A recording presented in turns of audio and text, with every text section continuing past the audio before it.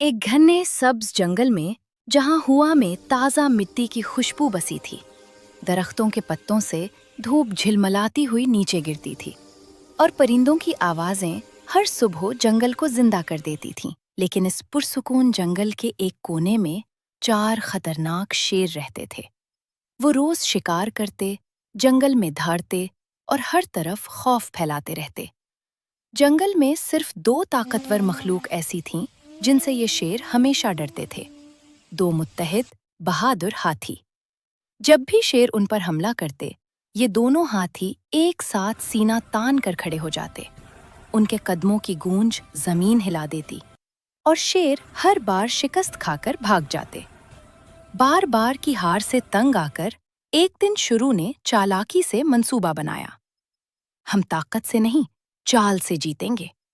पहले उन्हें आपस में लड़ाओ, फिर एक एक करके खत्म कर देंगे। अगले दिन शेर पहले एक हाथी के पास गए। तुम्हारा साथी कहता है कि तुम बुज़दिल हो। फिर वो दूसरे के पास पहुंचे। वो कहता है कि तुम कमजोर हो। बदगुमानी का जहर दिलों में उतर गया। दोनों हाथी आपस में लड़ पड़े और पहली बार एक दूसरे से अलग हो गए। यही शेर चाहते थे। अगली सुबह चारों शेर अकेले हाथी पर झपट पड़े। वो बहादुरी से लड़ा मगर थकने लगा। तब अचानक दूर से धम धम की आवाज आई। दूसरा हाथी पूरी ताकत से दौड़ता आ रहा था। मुझे समझ आ गया, हमें लड़ाने की कोशिश शेर ने की है। मैं तुम्हें अकेला नहीं छोड़ूंगा।